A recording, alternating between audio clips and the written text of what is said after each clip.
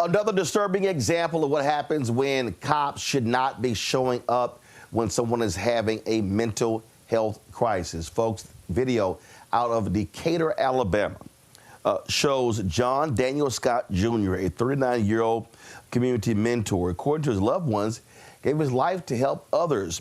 In this body cam footage, total time is 30 minutes long. And the interaction between Scott and these police officers was civil.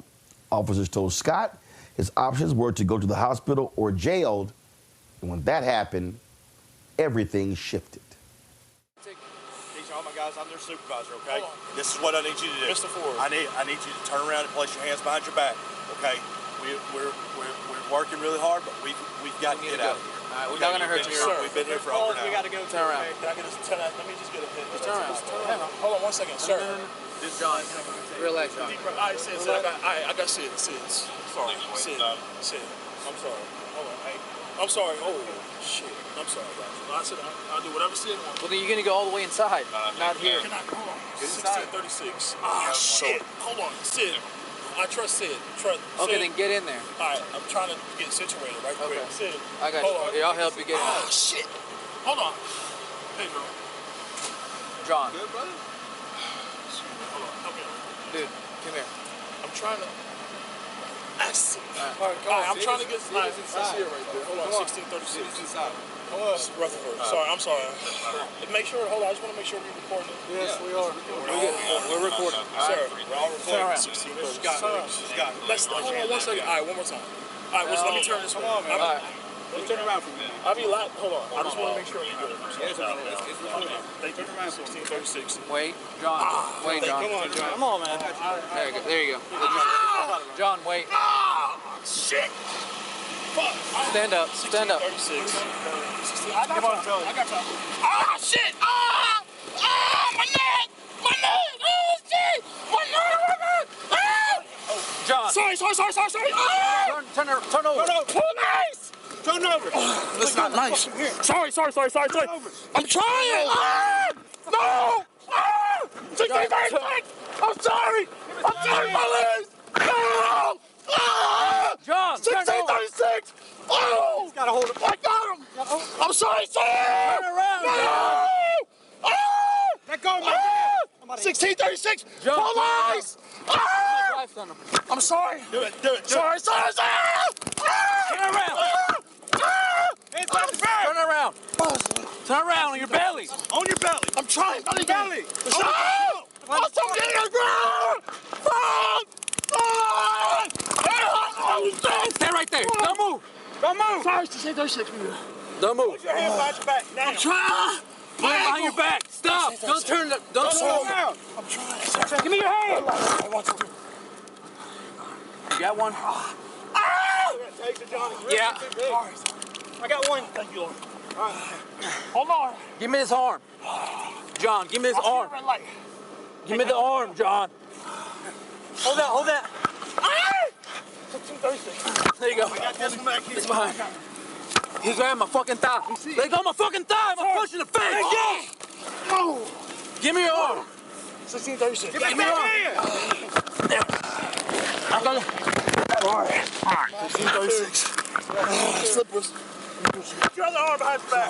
Come on, man. I'll punch you in the fucking face if you don't do it. I got this one. I got this Put your one. arm back there. Oh, shit. You fucking give us that arm. Sorry. Use your fucking arm. Drive stun. Drop stun. 1636. Give me your arm. I died. He's not feeling anything. Dude, I'm gonna give him another strike. No! Give me your arm. 1636! Give it. Oh, shit! Give me your arm. I'm good. Keep your hand back here. 1636. We good. John. Give us your goddamn arm. Oh, move your hand. 1636. We good. We good. 1636. We good. I got his arm behind me. Somebody grab it. Sorry, no. Somebody grab it. Help, 1636. I'm grabbing. I'm on it. He's holding on to me. I'm on his arm. Come on, man. Give us your hand. I'm on his arm. He's holding on to me. He's stuck. Just bend it. There you go. Yeah, hook it up. We need more handcuffs. Hang on. Thank you. Fucking shit. You got it? I can't breathe. Put that one on there, Wallace. Come on, man. We get us out of there, we can turn you over. Come on. These wrists are too fucking big. Make it work. I got it. Yeah, I see it. I got it. Hey, let it go. Let it go. I got it. All right, he's on. They're on. Sorry, hold on. Oh, I'm bleeding. I'm bleeding. Hold on.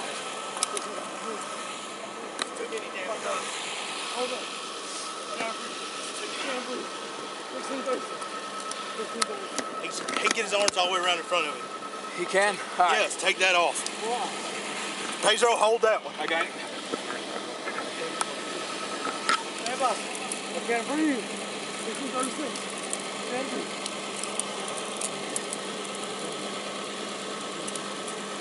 Here, just put it right here for now. Can you? Shit. Get this one.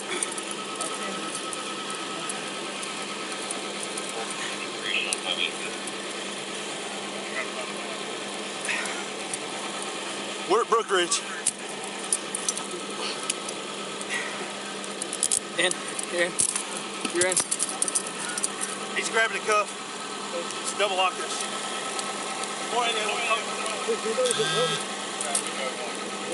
Stop grabbing it. Stop, John. Oh, shit. Are these double locks? What's the... I got it. I got this one. That one's at your car? Yeah. Bring it right here. 1636. We're good. They're double locked. Oh, no. Hey, 16, who's it is? We'll sort it out in a minute. There's somebody's Apple Watch. Mine. Fuck you shit. All right. Hold on.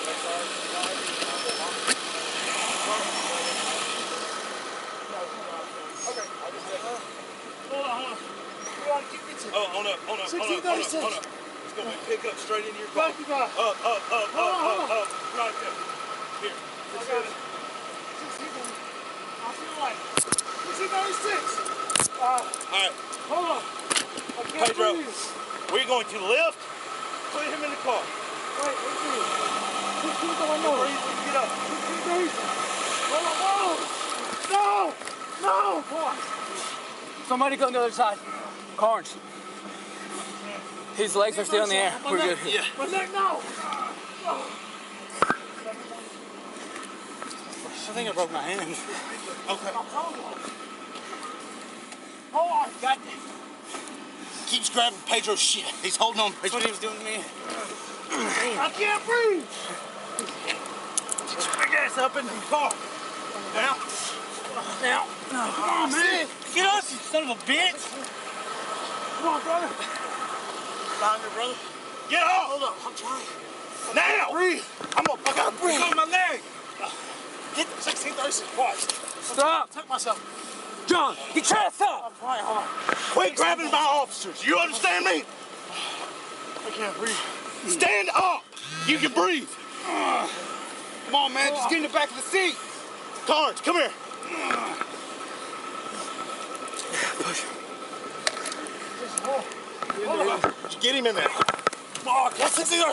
Oh, my God. Somebody go back there. I got him. 1636. Boys. Can't breathe. Sorry. The next and next. Come on, man. Shine the light if you're such. Sir! Help me, sir. Gassy. Undo that fucking seatbelt. Oh, shit. Hey, punch him in the fucking... 1636. Oh, stop doing that shit. Get a spit hood now. It's in right there. Right here, Wallace. Map pocket front door. You do it again, I'm punching you. Also. Yes. Map pocket. Give me the spit hood. I can't unhook the seatbelt. Okay.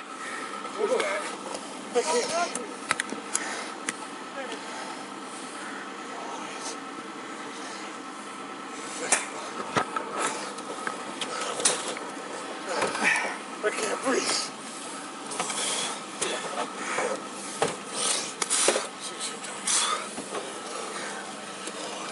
Seatbelt. I got the seatbelt. Let's go. I can't breathe, bro. I'm a fear. Get your ass in here. Sorry. I can't breathe. Oh, boys. See, that was a camera right there. Boys. Thank you. Thank you, Lord. 1636. Boys. Oh. Sorry. I need to let go. He's kicking me. You're good. Help push his ass.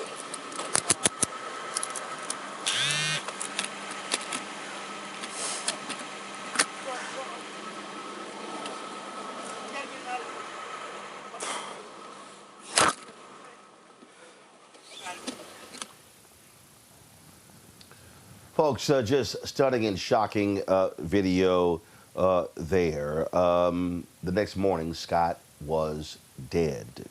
His family and the community are demanding answers and accountability. Now, the Madison County Sheriff's Office is leading the investigation, and the Decatur Police Department says they're reviewing the case. Joining us now, civil rights attorney Lee Merritt is representing the Scott family. First and foremost, Lee, why were the cops called? What was Scott allegedly doing? LJ, as he's affectionately known by his family, had a few interactions with police that day. He was in the midst of a mental health crisis. One had to do with his mom's phone that he had hidden, and he thought she was mad at him, so he called the police on himself. There was another moment that his mother, Paulette, called the police. But this was a mental health crisis that the police, by the time they arrived, they had more or less resolved. And Mom said she would like to see him go to the hospital, but there was no other reason for him to have any encounter with the police. And so they stayed around to help. So there were several issues with the cops on that day. When you say there were several phone calls to 911 about LJ's behavior that day, about his mental health crisis, and whether or not he could be forcibly taken to a mental health facility. So, you see, this is a perfect example of what we're always talking about. So the cops know there is an issue with someone having a mental health issue, but again, they're doing use of force. That's not why you call the cops for a mental health issue. And this speaks to the problem that we keep seeing happening over and over and over again. A mental health call ends in the death of a black man. Right. There is a mental health resource officer within the Decatur Police Department there in Alabama. That resource officer was available that day. For whatever reason, that officer was not used in this case. The officers on scene decided to create a false choice for LJ. They said either go to the hospital, which they could not force him to do, or go to jail, because they found, after being with him for hours that day, they found a warrant in another county for a failure to appear on a traffic ticket, a relatively minor warrant. They said, we don't care about it. They told that to him and his family. They said, you just go to the hospital and you can take care of that afterwards.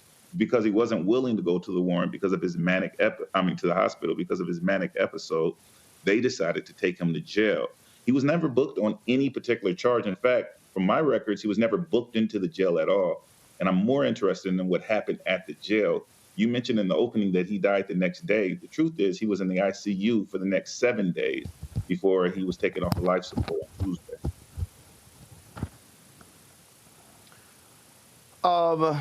The police chief issued a statement. Chief Natus Carlisle Jr. Said on April 15, 2025, John Daniel Scott Jr. was arrested on an outstanding Morgan County failure to appear warrant following a series of incidents likely linked to both medical and mental health struggles compounded by suspected drug-induced psychosis. He later says, in the interest of transparency and accountability and maintaining public trust, I formally requested independent investigative assistance from the Alabama Law Enforcement Agency and the Federal Bureau of Investigation, and there are other things that he stated here. So here's my question here for you, Lee. Was an autopsy done on Scott, and what were the results?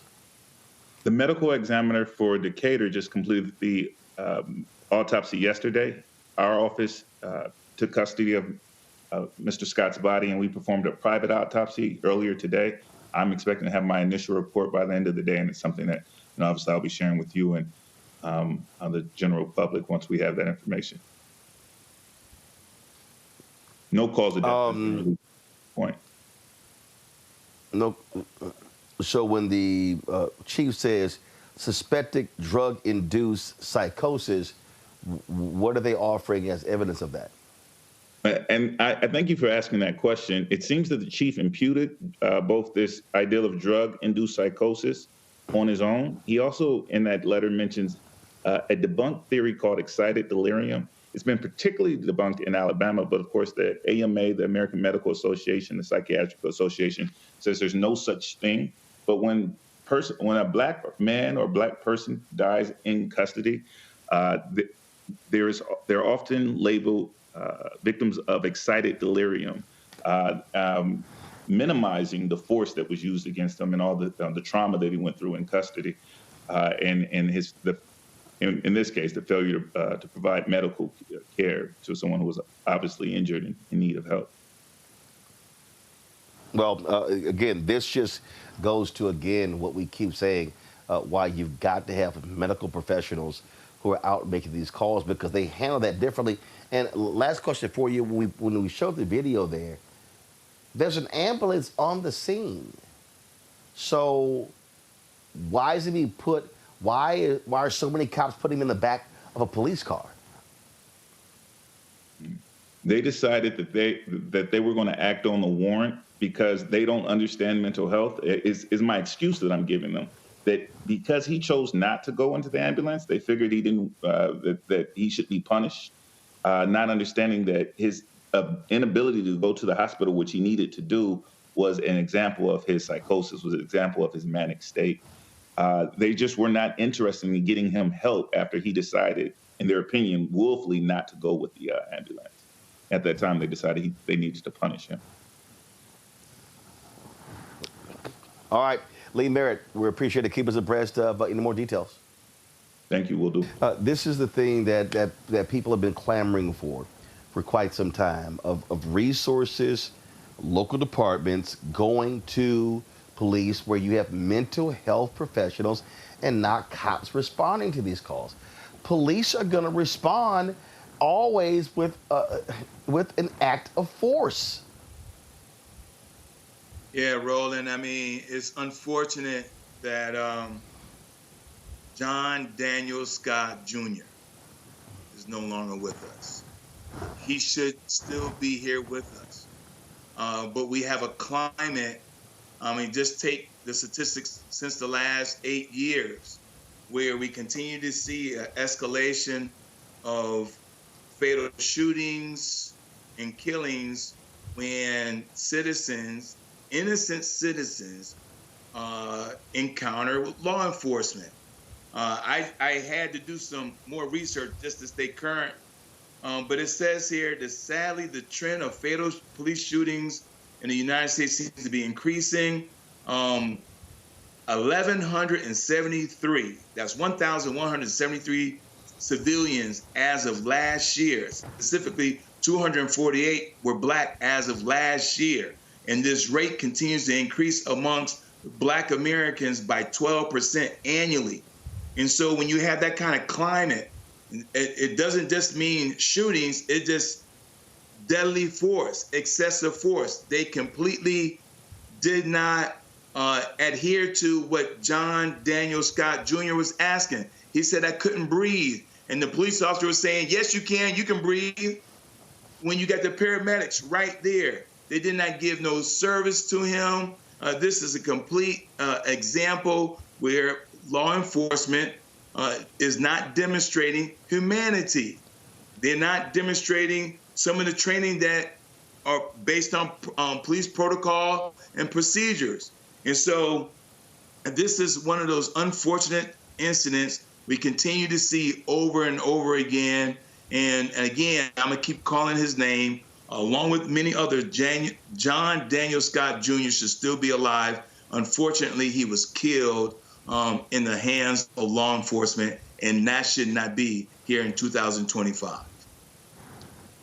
I just don't understand why we continue to be at this place, Matt, story after story, Rochester, Dallas, St. Louis. We go on and on and on, and it unfortunately seems to always end this way. It does. And, it's ironic that we're talking about this today. I'm in Long Beach right now, having just finished a conference for civil rights lawyers. And the famed John Burris was just talking about excited delirium about 2 hours ago. So, this is a tragic reality that we see across the United States. And I've actually had a case like this involving the police department response where they did not come out with a crisis intervention team when they knew at the beginning that it was a mental health call. Because one of the things that we see in this case that is not present in every case is in a lot of cases they come on scene and then learn that there's a mental health issue. Here, my understanding is they started with that knowledge from the beginning.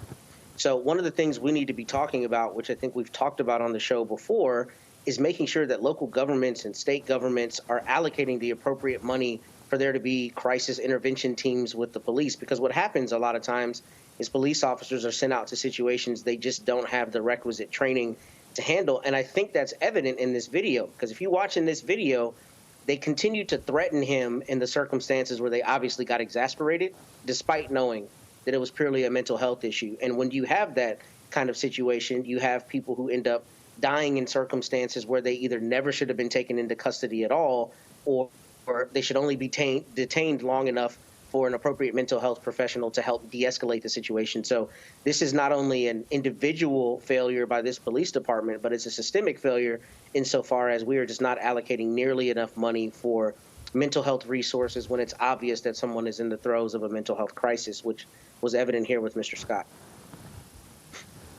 So when people were talking about defund the police, Michael, they were talking about shifting resources away from police departments and to mental health professionals in cases like this, and people complained about it. Well, this is the result. Yeah, Roland, there was money that was allocated actually under the Biden-Harris administration towards things just like this here to prevent deaths like this. Now, it was implemented at various levels by the 18,500 police departments. But, something when you said, one of the things I was wondering was, okay, do they have any police officers that are trained to deal with mental health patients? Because I can, just to give an example, I could tell you here in the city of Detroit, I know probably a larger city than Decatur, Alabama, but we have police officers trained to deal with mental health patients, okay, to prevent things like this from happening. And then the other thing I was wondering, it said that, reading one of the articles, it said that John Daniel Scott Jr. was transported by medical at approximately 10:10, I think it was p.m., and he had been there at the jail for a little over an hour or so. And I was wondering, why wasn't he provided with some type of medical examination or mental examination shortly after arriving there? Because this was the result of a mental health call. So it seems like there's some type of disconnect here on multiple levels. But once again, this is he should still be alive. Absolutely. And again, this is why there has to be changes in public policy when we talk about mental health crises. This continues to happen. Unfortunately, it is leading to deaths. Hello, I'm Isaac Hayes III, founder and CEO of Fanbase. Listen to what I'm about to tell you. The window to invest in Fanbase is closing. We've raised over $10.6 million of our $17 million goal. That means there's room for less than 6,370 people to invest in Fanbase for the average amount. The minimum to invest in Fanbase right now is $399. That makes you an owner in Fanbase today. Go to startengine.com/fanbase to invest. Why? Because current social apps have taken advantage of users for far too long, with content suppression, shadow banning, harmful racist content, and no real tools for monetization and equity. Fanbase has over 1.4 million users and counting, allowing anyone to reach all their following and monetize their content from day one. Social media is the new TV, and whoever owns the apps that distribute that content have the opportunity to own potential billion-dollar companies. While big platforms with uncertain futures are failing to serve their users, Fanbase is stepping up to fill the gap. Don't wait until it's too late. Invest now, invest for yourself and your future. Go to startengine.com/fanbase and own the next generation of social media.